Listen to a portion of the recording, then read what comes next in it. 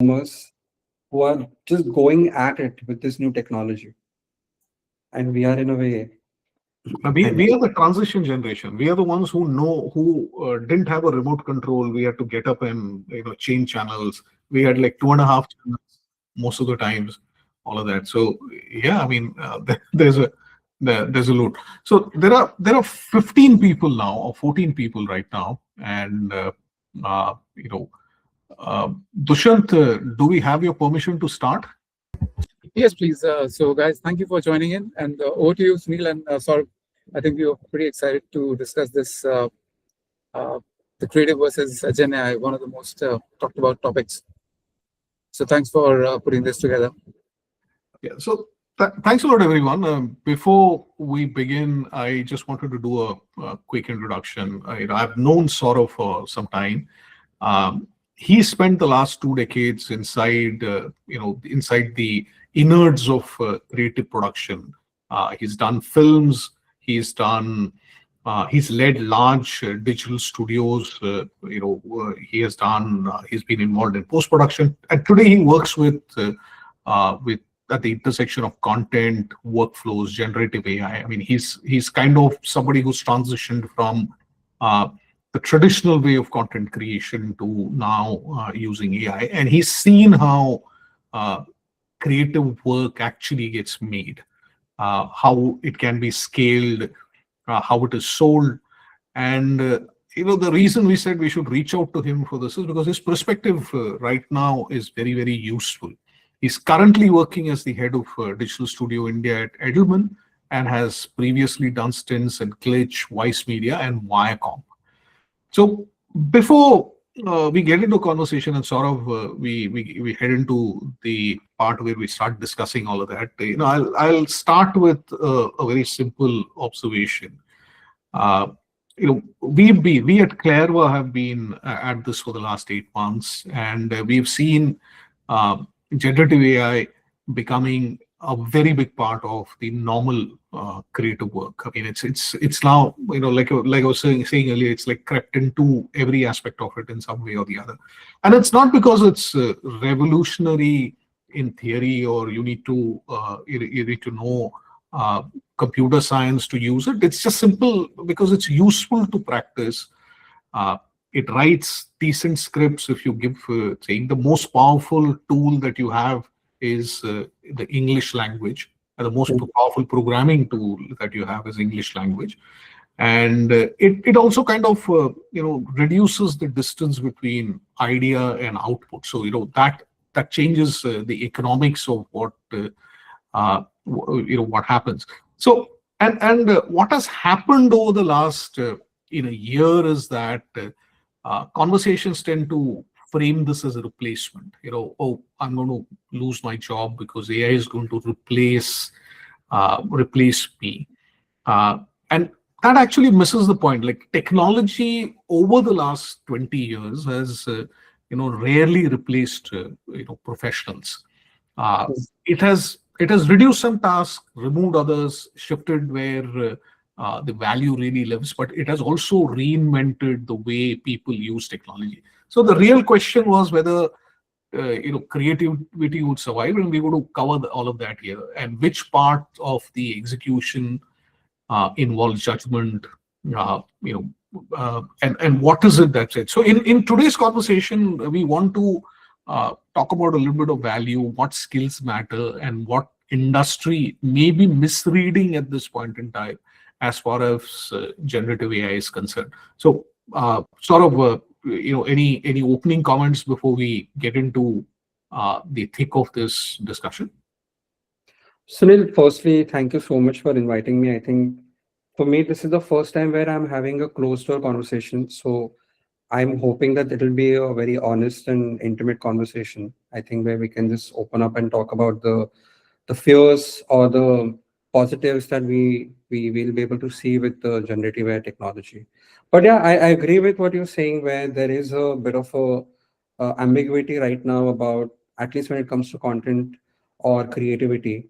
And there are certain sectors or certain categories who are really ignoring how this technology can be used. But yeah, I think we can talk further about it in the conversation. Yeah. So uh, so straight off in that, I mean, you've been doing this, really day in and day out. Uh, what part of the creative has already been fully commoditized by generative AI, even if it is, even if the agencies are pretending otherwise? What's your honest opinion? What has become a commodity because of generative AI? I think traditionally agencies are known to take a brief from the client and then work on it from a strategic point of view. If sometimes there is no understanding of the brief, we have this concept of reverse briefing, understanding what client wants, present a first thought, right, to the client.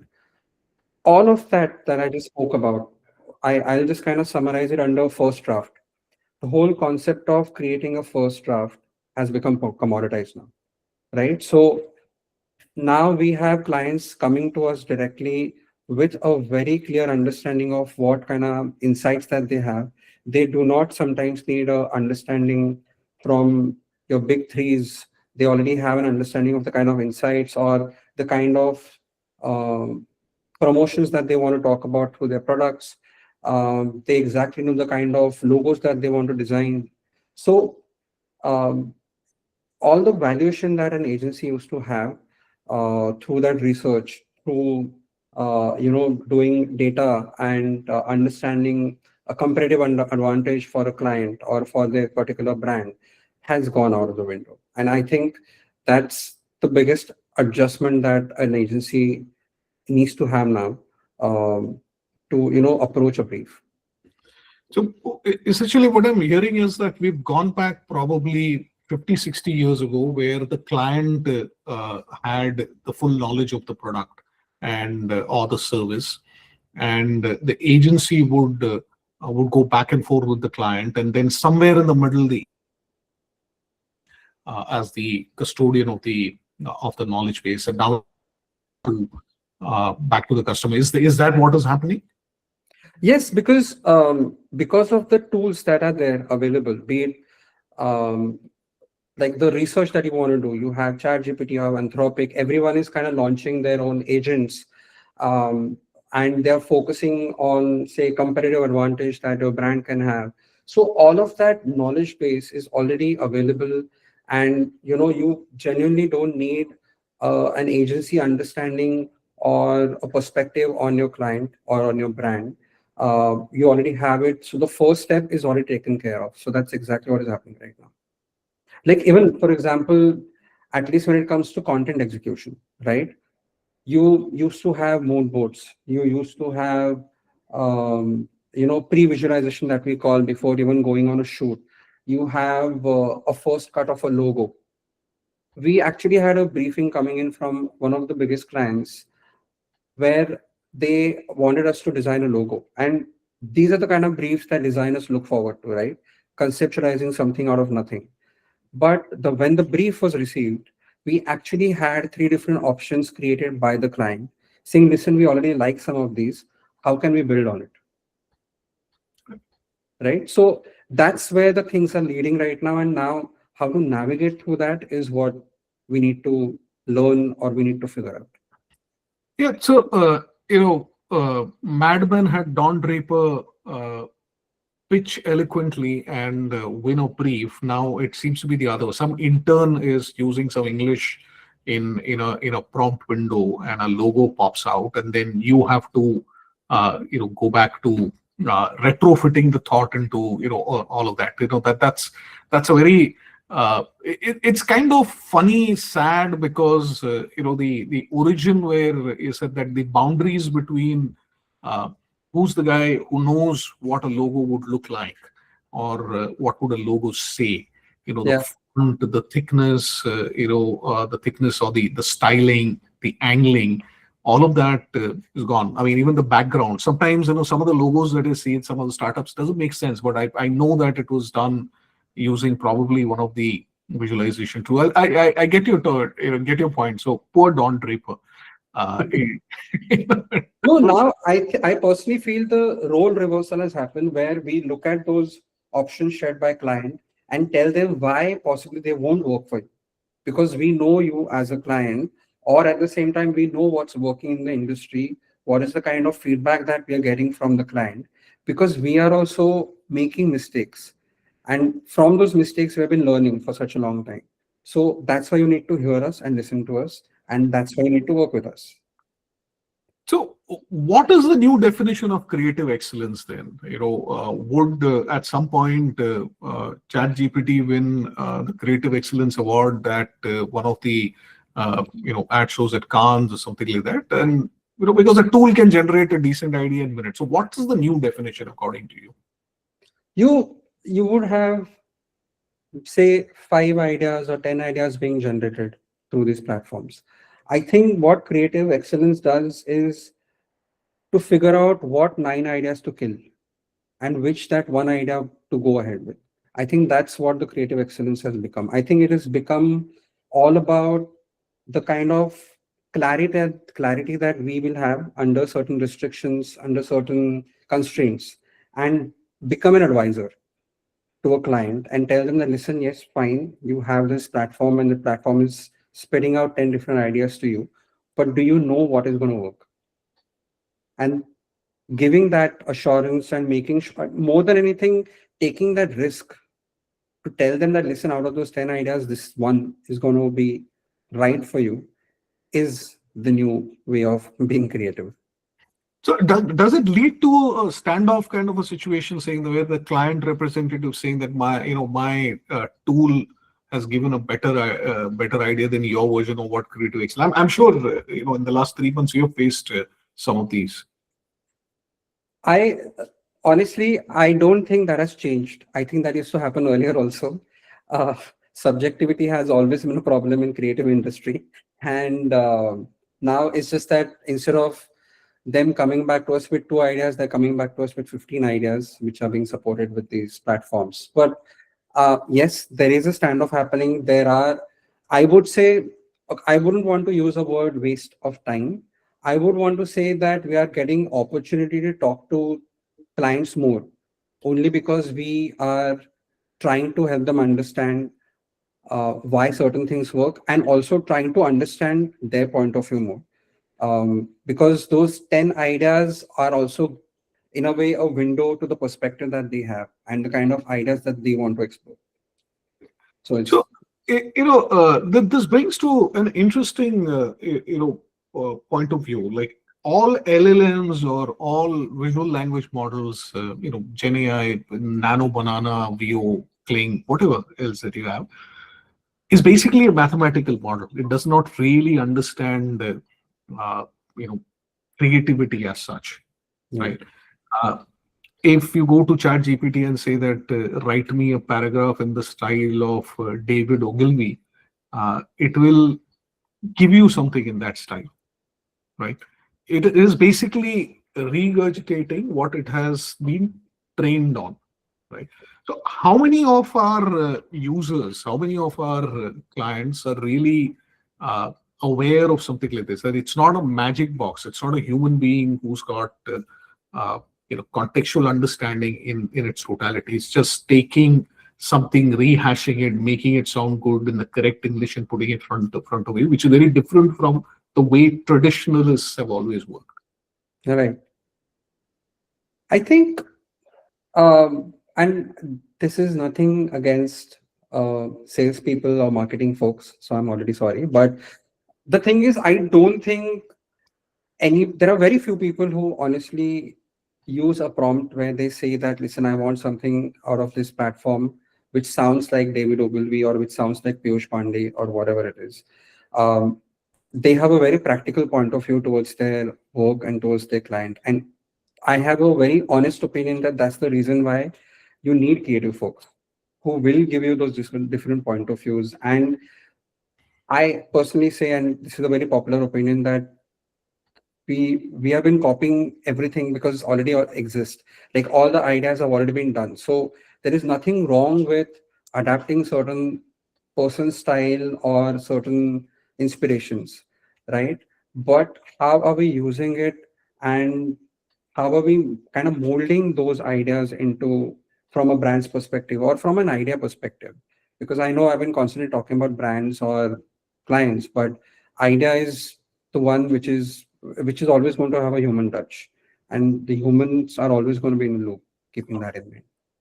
So that brings to point this, what leverage do agencies still genuinely have? I mean, if generative AI is shifting power away from the agencies towards clients and platforms, do agencies have any leverage at all anymore? Uh, I I don't know if I would want to use the word power. Maybe it's the balance, and the balance is definitely tipping. And like I said earlier, the kind of briefs that we're getting are already well thought through, are well put forward. English being the language, the first language for LLMs, is becoming an advantage for the clients. Um, Even for platforms point of view, they have their own tools. The data is become an epitome, and nothing moves ahead without data. So where do agencies stand in all of this? I think innovation is something which is going to be very important. And when I say innovation, no, I'm not talking about a new Meta or a new OpenAI. I'm talking about agencies figuring out their own IPs, their own offerings using the innovations that exist currently, right? And if we don't start working towards that, if we don't start working towards an owned, you know, idea or an IP, I think we will become redundant. And there are very few agencies who are thinking like that. Um, Other than the fact that, yes, there is an interpretation of the brief and the idea that is coming from an agency, or it's the context from a culture point of view, or it's like, at least because I work at Edelman, it's not just culture, but it's also market, because we have finance sector, we work with health sector. So regulatory importance is going to be very important. Reputation is something which we look for after for a lot of brands. So what is our knowledge regarding those contexts is going to be very important. And the biggest thing, like I told you earlier, I think not in this session, but in our earlier conversation, about accountability, right? The AI platform is not going to take accountability for the clients. The clients are not going to take accountability for their own mistakes. So who are they going to go to? And I know I'm sounding very sad, but agencies are expected to take more risk, and that risk is the accountability. And that's the only way we can prove our importance to our clients or people who are working with. So eventually, I mean, nothing will have changed actually. At the end of the day, if something does not work, it is the guy who made it is the guy who's in trouble. Yeah, the Uh, guy who tweeted that, fire that person. yeah. So yeah, shoot the messenger, not the one who used a prompt to get a brief written. Yeah, I mean, so what are the roles that are likely to be uh, you know structurally at risk. And anecdotally, I can tell you that when I have spoken to people at C-suites, the question really has been that uh, most of the C-suite guys feel threatened with AI. And then it percolates downwards, right down to the intern who now is doing all kinds of Coursera lessons. So, who is the one who is at the risk the most? Um, I'll tell you, I don't think honestly a lot has changed in this perspective. People who think and people who are fearless are going to survive. And people who are comfortable working behind the scenes, they will have a lot of problems, right? Because of this technology, a lot of things are getting automated. There is no running away from that fact, right? So if you're going to be okay being a rotoscopy artist and not upskill yourself eventually to put a thinking or a conceptual angle to that rotoscopy, you will become redundant. A person who is drawing mood boards or creating concept sketches for photographers or artists will become redundant. And I'm sorry for saying this, but that is the kind of technology this is, right? And what comes across from this is the people who are at risk are people who are just maybe starting out, or people who are juniors, um, or people who are refusing to learn, right? And then that can be at your middle level or a top level. There are so many conversations that happens on LinkedIn where it comes across as if when a CEO is talking or an MD is talking about generative AI, we can see the kind of restrictive knowledge that they have when they restrict it to only chat GPT, or the announcements that are being made, or the kind of implementation that are, just out there in the news, or PR team is kind of putting it out there. But the implementation is not really being spoken about, or how it's been implemented in their own, say, agencies, or in their own systems. So yeah, those are the people who will be feeling the pinch. And you think it is likely to change anytime soon? Because mobile phones took something like 12 years to become mainstream, and the technology around mobile phones, and the swipeable technology and all of that, or touchscreen, all of that took a longer time. But in the case of AI, it is shortened, because things have crept into your life without you realizing. So you think that there's a risk involved in that it's changing too fast. Hence, it's a slippery slope. You're always playing catch up. Uh, like one example is a large portion of programmatic in the media buying side is Yeah. threatened, right? And that's like a thing. And every day you hear large ad networks having to retrench people. Uh, and that's the kind of skill that you said. I mean, that is something that can be automated, is going to go out of the window altogether, or if there's a tool. So you think we are able to adapt quickly, agencies are able to adapt quickly, or is it still like, we'll adapt 2 years down the line, by which time things would have changed altogether? I think agencies, where they're lacking right now is upskilling their own people. Okay. But I also don't blame them for it, because I also feel that our clients or brands themselves are adapting this technology very slowly. I think they are being very cautious. I won't say that they're being ignorant about it. I think there is a lot of caution that is being followed. I think people are still thinking about authenticity. They're still thinking about trust. And till the time, it's like they're waiting for somebody to take the first step, right? And see how things are going on. And we've seen that happening in the past. Like, I think end of last year, McDonald's had put out this ad which was completely made by AI, and they had a very bad backlash about it. Uh, but the things that we're seeing right now are so extreme that they're either very understated from a technology usage point of view, or they're very extreme, like the ad that I spoke about, right? So currently, there are two things agencies should focus on. One is upskilling their own folks, and the second is making sure that their clients and the brands understand how GenAI or AI is being used in everyday life, because there is no escape from it. AI has been part of our lives for a very long time, be it algorithms, the way Google search worked, and things like that, right? So, like till last year, we actually had contracts coming in from the clients where they're saying that we don't want any kind of content being created using GenAI. And I had to smile and laugh, because it's not possible. Right. Yeah. Okay, so you just accept it and kind of, get on with it. Yeah, and sort of the overwhelming emphasis on the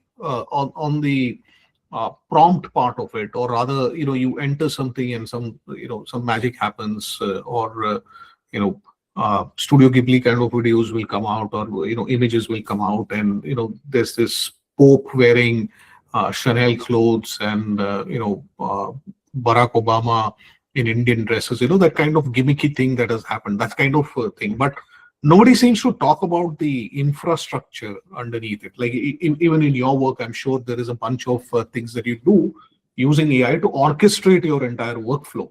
Yeah. Can you give some insights into something like that? I mean, how has that impacted? How has that changed your life? So the biggest misconception that the GenAI has created is the speed and the agility. And I think it's farce. Like I don't think, and that's why the first question about what has become commoditized. I still stick to the fact that the first draft becomes far more easier to create. But what after that? How are we finalizing that final image or a video? There is a lot of efforts going in from that point of view. The kind of workflows that we are creating, where we are, say, working with platforms like Adobe Creative Cloud, where you have Photoshop, you have After Effects, they themselves are now integrating GenAI tools within those platforms. You have independent platforms like Flora or your own product, right? Like there are so many different ways that we can incorporate um, these platforms and have an automated creation out of it. And this is what we're doing currently with my editors. We are constantly working on, say, automated scripts and scalable content, right? Where we have, say, one image that is being shot, which is where you have models wearing simple urban clothing. But what if you want to do a targeted ad for South India, for North India, for Punjab? How are we going to does it make sense to shoot with so many different models? Can't we get a sign off from these models and then actually start changing their attires using certain platforms and things like that? Right now, there are these ways, and that is what we're proposing to the clients. And that is where the conversation starts about authenticity, trust. Is that going to work? Does that make sense? Does that, like, we spoke about the memes that are coming out, or very fun and interesting way of using GenAI tools, where you had some brands creating birthday songs with a celebrity voice. But are we retaining anything? Are we creating something long lasting with creative ideation, including a GenAI tool? I don't think so. I think there is a long way to go. We still are figuring out how this platform can be used to create a long lasting, interesting concept and an idea. Right. No, I hear what you're saying, and we have the experience of working with a couple of brands where uh, the the creative director, the creative team, the marketing team was very specific. I mean, it was not saying that, okay, use your tool, and we use a lot of data. Ours is a data infra company. We use a lot of that data to generate uh, ethnically correct, culturally correct characters. And what was very interesting in that whole conversation with the marketing team was that uh, we delivered a whole bunch of things using workflows, and they liked. I mean, at least the people the men who saw the videos liked the videos quite a lot, and they said, "Oh, this is all good." Up until the time they took it to the women in the team, Hmm. and the immediate reaction is that, listen, I mean, Indian women don't smile like this, right? Indian women do not smile like this. Indian women do not show their teeth, right? Now, this is nuance which is there that only AI wouldn't know. I mean, AI wouldn't care about Indian Yeah. women don't smile like this, because saying it's up to a whole bunch of things. So we had to tone down that smile, and it's easy for us to do that because the workflows that we have allows us to do things of that kind.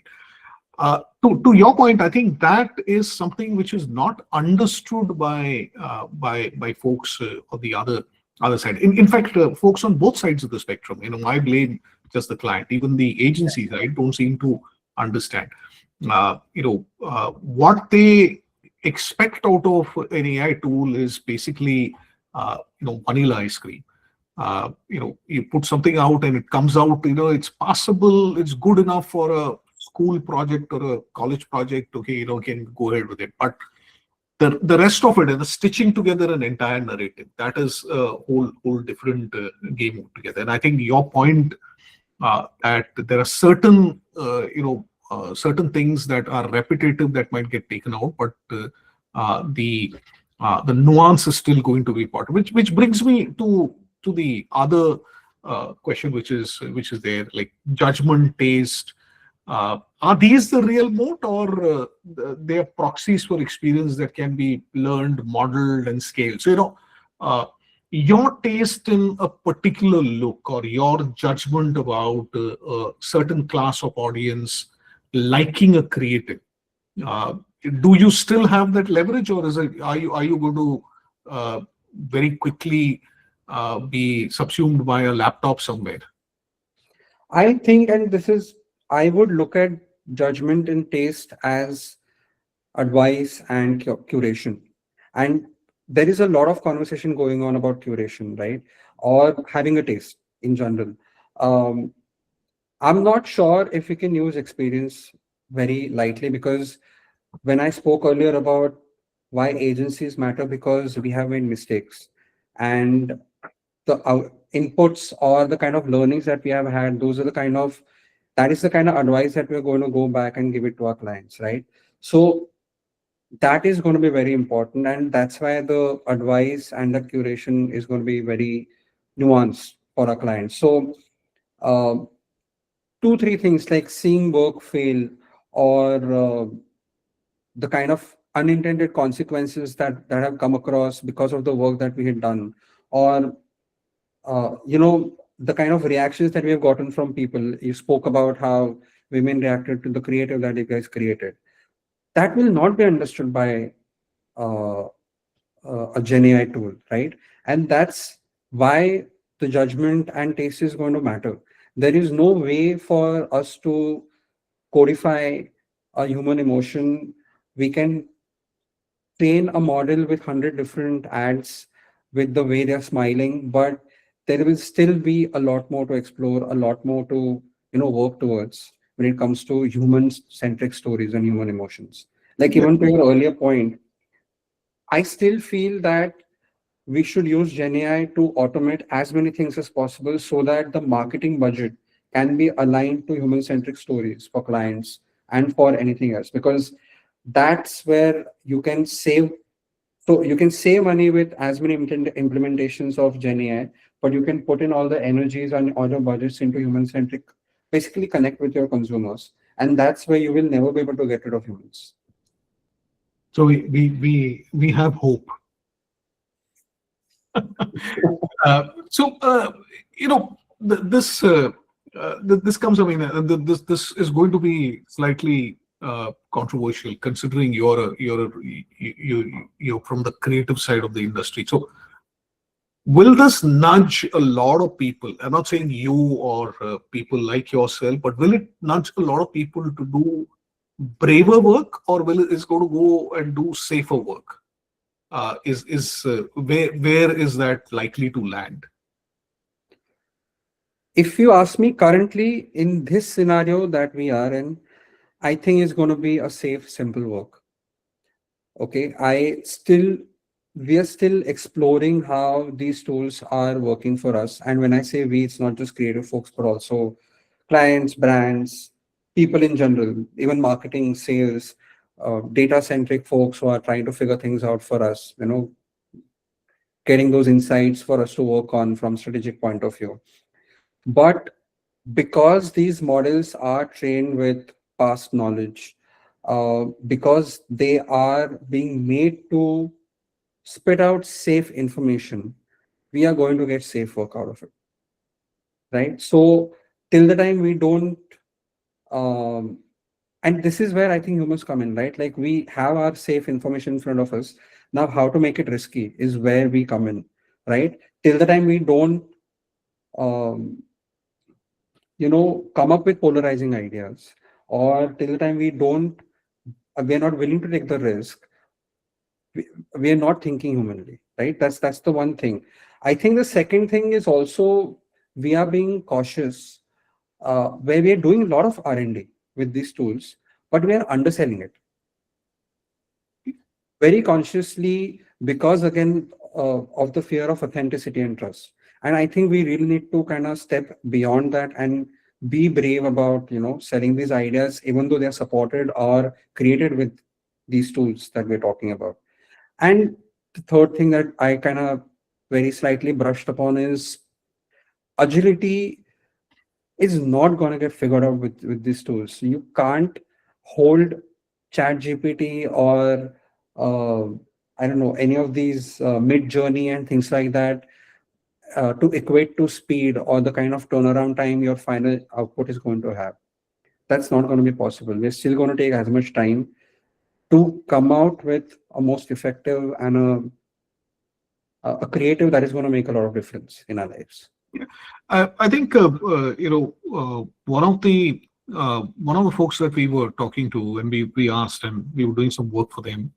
Again, we were doing workflows for them which would help them uh, generate generate characters which are not Indian in nature. They wanted to focus on South Africa, so they didn't know how to use generative AI for that and all of that. So that was one aspect there. And what they gave us was which was say, we always thought that okay, most people would say that we would use maybe 10 prompts to generate whatever it is that we want.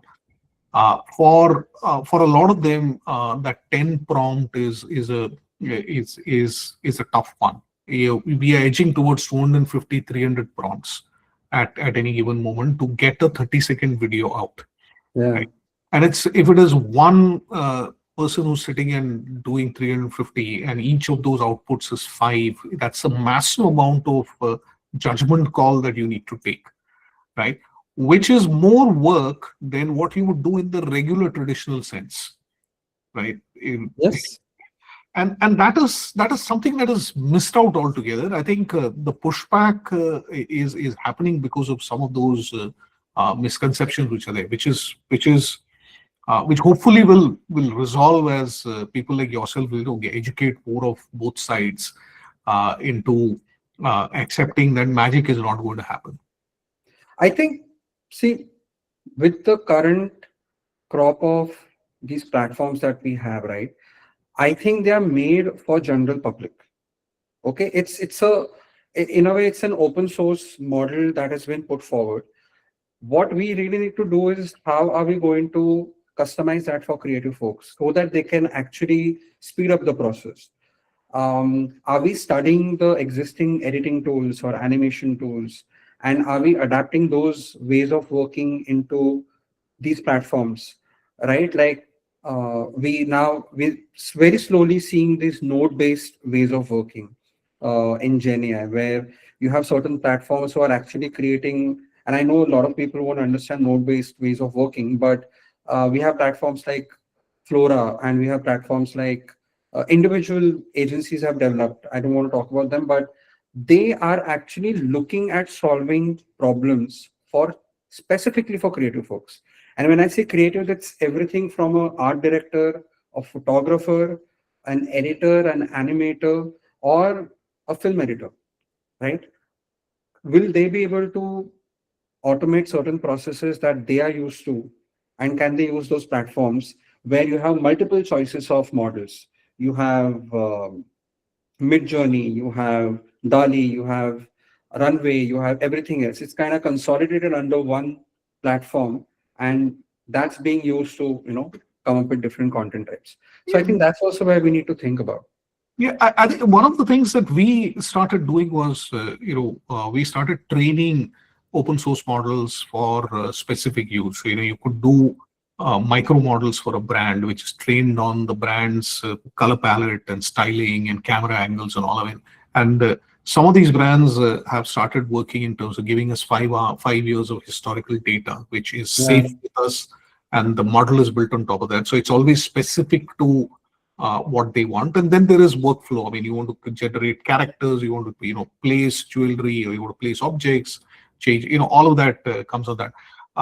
But the problem there is that explaining something like that and on showing value or the understanding of the value from the other side seems to be something which is there, because everybody is focused on prompt window. I will enter a prompt and something will come out. So I think I'm repeating myself in that sense. right? So, Saurabh, we have a bunch of questions which are more like rapid fire, Okay. which I called it when I sent the notes out to you. I called it the uncomfortable truths round. So, should we go into it before we start taking questions? We've got about 15 minutes. Sure, definitely. So, what is the one skill most creatives should stop overvaluing right now? I think specialist technicians, um, just the fact that you have a mastery over a tool is going to become redundant now. So I think we need to stop glorifying the fact that I understand certain tool and that's why I'm become a master of it. Till the time there is no nuance or a context to your thinking, that knowledge is going to become redundant because you then have ChatGPT who's spitting out the same kind of content or image for you. So yeah, I think we need to stop glorifying specialist skills. Specialists in that, and focus more on AI generalists. I mean, that's a new one. Uh, what is the one capability agencies are under investing in because it threatens existing hierarchies? And this is controversial, but let's hear your uh, ideas on it. I think I touched a bit upon it in our conversation where I spoke about how we're not really spending a lot of energies and monies into upskilling our existing folks, right? And I think that's genuinely because either there is no knowledge or understanding of how that upskilling needs to happen and how it's going to affect, because it's all about ROI, right? Till the time you don't prove your point that by upskilling my folks, this is the kind of profit margin that I'm going to achieve, you're not never going to get a go ahead to spend money. And that is where we are seriously lacking. And we need to take a punt and just start that upskilling program as much as possible. Otherwise, we are where we are, and then they are where they are, and that's the problem. Is the CFO's problem? Yeah, and he will stay back because there is no upskilling. So Replace the CFO in that sense. Uh, I understand what you're saying because this part of the world, one of the observations that was given is like, listen, the C-suite guys will not sit with people who are reporting into them to learn a new skill because that's not something that's going to. So, can you do sessions with the C-suite guys separately, right? It's going back to saying that, can I do personal tuition lessons for the CEO of the company to teach him generative AI because he's not going to learn it himself. but Sunil, I'm telling you, that's going to be the future. I'm going to retire in some years, and I'm going to become an advisor. You give us hope that way, Saurabh. How many years to retirement? I hope it's not too soon. No. Can't afford to retire too soon. Too many AMIs. Too many years, yeah. A story of our lives. That's right. And okay, what is the most common lie clients and agencies tell each other about generative AI adoption? I think the biggest lie that we are currently saying, as in the industry, is that we're using GenAI very strategically. Okay. I think that's let's just kind of be honest and stop treating AI as uh, I don't know, like a something new that has come out of a gift bag, and we are basically using it as an offering. It's been there for a long time, and it's going to remain. And yeah, and I think the second part would be, again, I know I'm going to repeat, but speed and agility. Let's kind of throw those two words out of the lingo of marketing and salespeople. GenAI is not going to give you something in the next 3 minutes. Yeah, Or that's yes. make a lot of difference in anybody's life. Okay, the last one for you before we open up questions. One sentence every creative professional like yourself should be able to say out loud in 2026, but you still cannot.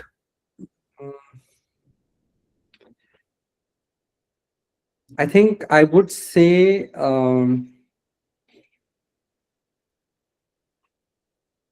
I should be honest to say that I'm using GenAI for anything and everything, right? And I'm saying this out loud because I've had so many uncomfortable conversations with clients and brands where they are still pushing back on incorporating GenAI into the content creation.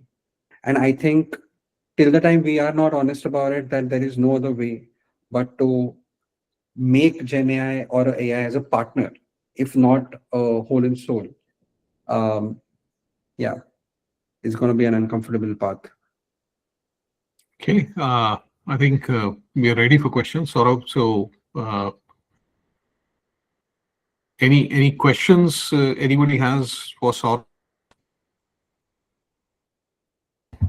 Yeah, I think one of the things has been the viewers were not able to send messages, but if they raise their hand, I'll let them in, and that's how they can connect directly with you guys, Saurabh and I, Sunil. I, Yeah, I so think Rajiv had a question. Rajiv, you want to ask?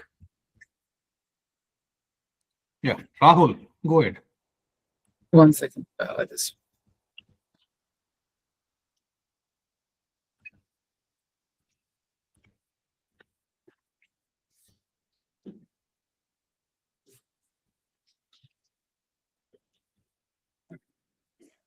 Harold, go ahead and ask a question, please. Yeah, hello all. Hello Sunil. Hello Saurabh. Hello Dushyant. So yeah, I am a working blockchain architect and I have been into blockchain for almost 6 to 7 years as of now. And Gen AI is something which I recently started. So I believe that Gen AI is not something which is killing the creativity. It's basically killing the average creativity as such. Also, few points just to before I ask a question. I also want to put my thoughts into, and I think Saurabh and Sunil must appreciate this that Gen AI has turned creativity into a high leverage system, I believe, where we have one human vision and thousands of machine generated possibilities on backing up that particular vision. And the role of creator, which Saurabh will appreciate, is no longer to produce. It's basically to curate, direct, and decide based on the possibilities that machine generates as such. So on top of it, I have a very specific question. So it's like if AI is trained on humanity's past, can it ever create something truly new, or it will only remix culture at scale? So I would love to have thoughts on this, Saurabh, Sunil. Saurabh, you want to take a shot at this? Yeah, I think just to your earlier, elaboration, Rahul, I think, and I agree with you, uh, GenAI has democratized certain parts of execution. So, and this has been a boon for content creators, right? They do not have to be dependent on any designer friends or people who understand social media or the trends and things like that. I think all of that is very handy to them because of these platforms, right? I I follow uh, Noah Yuval Harari. I'm hoping I'm pronouncing his name correctly, but he actually keeps talking about this question that you have proposed, Rahul, and he's the one who's written *Sapiens* and a couple of other books. And according to him, it's a very negative connotation or point of view where he thinks that it's going to be an end of humanity, not from a destruction point of view, but from thinking point of view. I still think that we have all the history books possible that are being used to train large language models already. I, at least currently, I'm not seeing any kind of destruction that is being thought about. I think we have interesting presidents who are already doing that for us. We don't need a LLM for it. But I think, or at least my perspective towards all of this is very positive. I don't want to think about this technology very negatively. I think history can be uh, inputted into these large language models from a training point of view, but eventually how humans are going to use it is where the question is going to be. I don't think there will be newer concepts that will be created very soon. I know AGI is being talked about, but I personally don't have a lot of um, I wouldn't be scared from that point of view. Yeah, I think to Rahul's point, for at least some time, and that sometime can be like 2 weeks or maybe 2 months or 2 years, remixing is what is going to continue to happen. So, I saw that YouTube 1 hour session at Davos where Yuval Harari spoke about religion being, a new religion getting created by AI. And his point was that if you put all the textbooks, the religious texts into a particular machine, that machine can more or less create a new religion, and that is possibly something that he calls at the end of humanity. I think it's some reasoning models are reaching that level, but it's not going to be something which is going to, uh, you know, uh, it's still going to remix. I don't think original thinking is going to come out of it. Yeah. There's another video where DeepMind CEO and Anthropic CEO are arguing with each other about when AGI is going to happen. So both of them agree it's somewhere in the next 2 to 3 years. We don't know. They were earlier saying 2027, but let's wait for that. Rahul, I hope that satisfies. Yes, Yeah. yes, Sunil, yes, Saurabh. So basically, I am writing an article where it's like I am writing how machine explores the map of culture and how human basically decides where to go on that map of culture. And it's like I just wanted some supportive points over that. And I think thank you for giving me good points. So basically, I love to write and contribute in the community as such. So in the same thing where I'll just wrap off my questions lines with one statement that I have. So basically, I believe that AI learns the shape of our past and stretches it forward. And what feels new is often just unfamiliar, uh, what I'll call recombination as such. So true novelty still requires something machine do not process, and like a lived contradiction, a desire to say something that has never been said. So on top, so with this statement, I would like to wrap off my question set so that others can also contribute in this. Thank you, Thank Rahul. So, you, Saurabh. Thank you, Sunil. Thank you, Dushyant. Thank you, Rahul. Rajiv Bala had a question. yeah, I'll just put in.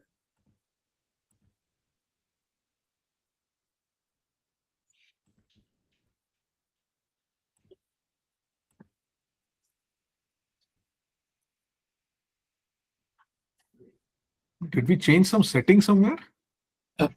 Just hold on, yeah.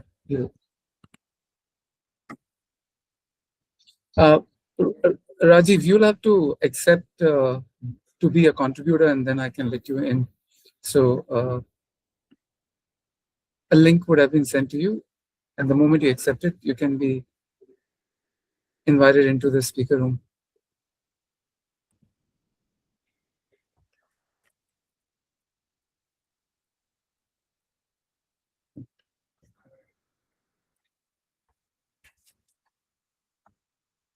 Maybe while we wait for Rajiv to come in, can people type into the chat room? Sorry, that's not allowed in this format. So Okay. only they can raise their hand.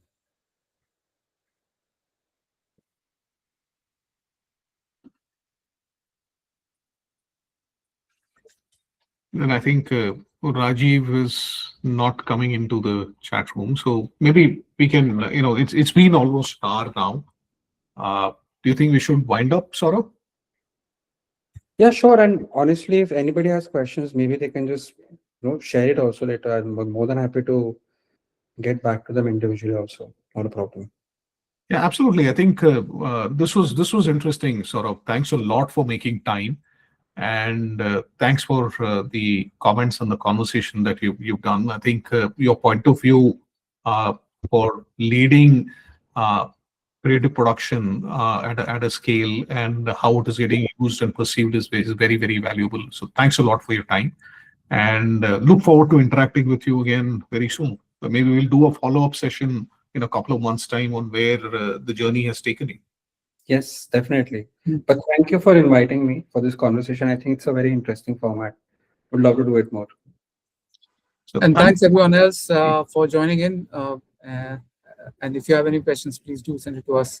We'd love to connect you back to the speakers. Thank you so much. Thank you so much. Thanks a lot. Thank you.